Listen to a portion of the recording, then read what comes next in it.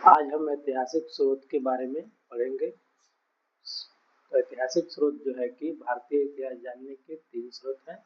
पहला है पुरातात्विक साक्ष्य, दूसरा है साहित्यिक साक्ष्य, तीसरा है विदेशी यात्रियों का विवरण। ठीक है, तो जो पुरातात्विक साक्ष्य के अंतर्गत आते हैं, पहला है भौतिक अवशेष, दूसरा है आहत सिक्के, तीसरा है वाक्य अभिलेख। वैसे ही साहित्यिक स्रोत का जो 3 मुख्य बिंदु है, कौन है? वैदिक साहित्य, धार्मिक साहित्य और तीसरा है धर्मेतर साहित्य। वैसे ही विदेशी यात्रियों के विवरण के 3 मुख्य बिंदुओं के माध्यम से हम समझ सकते हैं। पहला यूनान रोम यात्रियों का विवरण, दूसरा है चीनी यात्रियों का विवरण, तीसरा है अरबी यात्रियों का विवरण। ठीक है ना। तो हम लोग सबसे पहले पुरातात्विक साक्ष्य के बारे में जानते हैं। भौतिक अवशेष, भौतिक अवशेष के अंतर्गत जो आते हैं मानव, जानवर, स्मारक, ठीक है, चित्रकला आदि। तो जो भी मतलब मृदभांड कहिए या जो इमारत प्राप्त हुए हैं, उनके अवशेषों के माध्यम से हम जो है उसका कार्यकाल निर्धारण करते हैं कि किस वर्ष का है, और इसको कार्बन 14 के पद्धति से उसका वर्ष भी हम लोग आजकल निर्धारण कर पा रहे हैं। और यह सभी भौतिक प्रोसेस के अंतर्गत आते हैं। ऐसे ही अरिकामेडू एक जगह है, या पुदुचेरी एक जगह है जो 22 ईसा पूर्व से 19 ईसा पूर्व तक एक पतन रहा है। पतन का मतलब बंदरगाह रहा है, जहाँ ईंटे का ढांचा प्राप्त हुआ है, शायद गोदाम रहा होगा, जो मतलब भारतीय अवशेष के अंतर्गत आते हैं। वैसे ही आहत सिक्के, आहत सिक्के, इसको जो प्राचीन भाषा में सिक्कों को ही आहत कहा जाता था। आहत सिक्के जो थे वर्गाकार थे, चौकोर थे और गोलाकार के रूप में भी प्राप्त हुए हैं। प्रथम शताब्दी में जो सर्वप्रथम जो सिक्के बनाने का जो कार्यक्रम निर्धारित किया गया, वो जो था कि पंजाब और हरियाणा के खुलाई गणराज्यों के द्वारा किया गया। जो युद्ध गणराज्य उसमें सर्वाधिक प्रमुख था। ठीक है ना। वैसे ही अभिलेख, अभिलेख जो थे, जो प्रस्तर स्तंभ, चट्टान, ताम्रपत्र इत्यादि पे लिखे जाते थे। ठीक है ना। जो अभिलेख लिखे जाते थे वो प्राकृत भाषा और ब्राह्मी लिपि में लिखा जाता था। ठीक है। और कहीं कहीं जो है अभिलेख खरोष्टी लिपि में प्राप्त है। खरोष्टी लिपि जैसे हम लोग हिंदी या जी देवनागरी लिपि बाएं से दाएं लिखते हैं, वैसे ही खरोष्टी लिपि बाएं से ही दाएं लिखी जाती है। कहीं कहीं पर मतलब बहुत कम जगह जो है कि खरोष्टी लिपि जो क्या दाएं से बाएं की तरफ लिखी गई है। ठीक है ना। जो जो अभिलेख है, अशोक के अभिलेख को 1837 ईस्वी में सर्वप्रथम जो है कि जेम्स प्रिंसिप ने पढ़ा और सर्वप्रथम उसी के द्वारा प्रयास भी किया गया था पढ़ने का। ठीक है। तो ये सभी जो है कि भौतिक अवशेष, आहत सिक्के और अभिलेख के माध्यम से पुरातात्विक साक्ष्य को समझ सकते हैं। ठीक है। वैसे ही साहित्यिक साक्ष्य के अंतर्गत आते हैं वैदिक साहित्य, धार्मिक साहित्य और धर्मेतर साहित्य।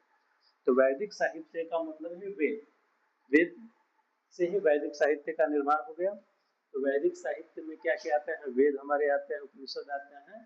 तो इसी के अंतर्गत हम लोग कर्मकांड, पूजा, अनुष्ठान, योगा, जादू टोना इत्यादि को सम्मिलित किया जाता है, जो वैदिक साहित्य के अंतर्गत आते हैं। धार्मिक साहित्य में क्या हो गया? जैसे मान लीजिए हमारा रामायण महाभारत, और जैसे हिंदू धर्म के अंतर्गत, वैसे ही बौद्ध धर्म के अंतर्गत जो आते हैं त्रिपिटक, वो इसके अंतर्गत आ जाएंगे। धार्मिक साहित्य के अंतर्गत ही जैन धर्म का त्रिरत्न।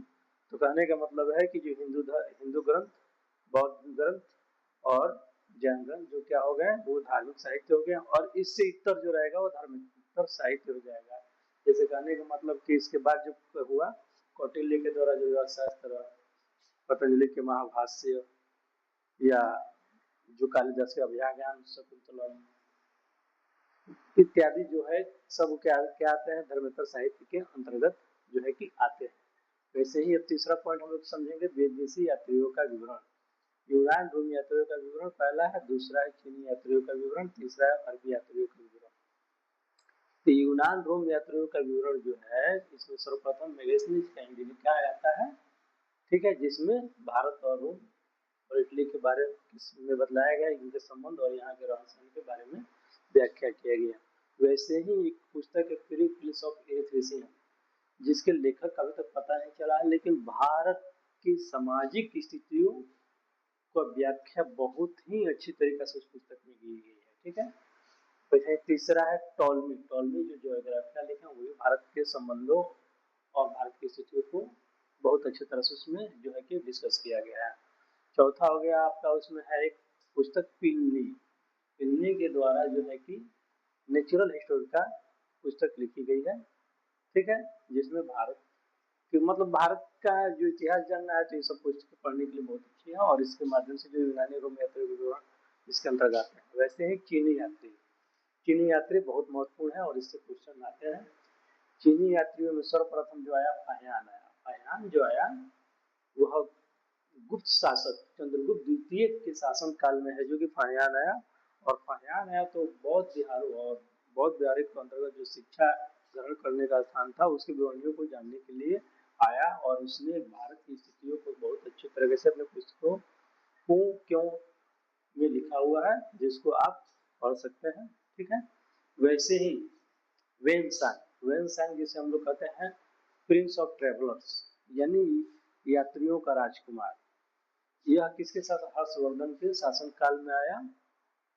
और इसने भारत के युंतु कहा, यानी जो भारत है चंद्रमा का देश है, और इसने बहुत ही अच्छी तरीके से और बहुत करीबन 10-15 साल तक यहाँ रहा और भारत की बारीकियों समझते हुए अपनी पुस्तक में लिखा। ठीक है, इसका पुस्तक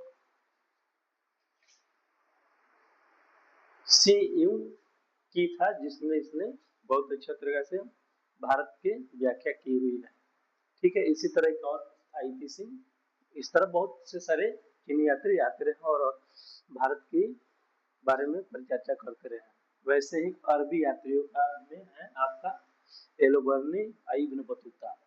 ठीक है, इसको हम लोग आगे पढ़ते जाएंगे। एलोबर्नी था जो किताबुल हिंद पुस्तक लिखा जिसमें भारत की परिचर्चाओं का परिचर्चा किया।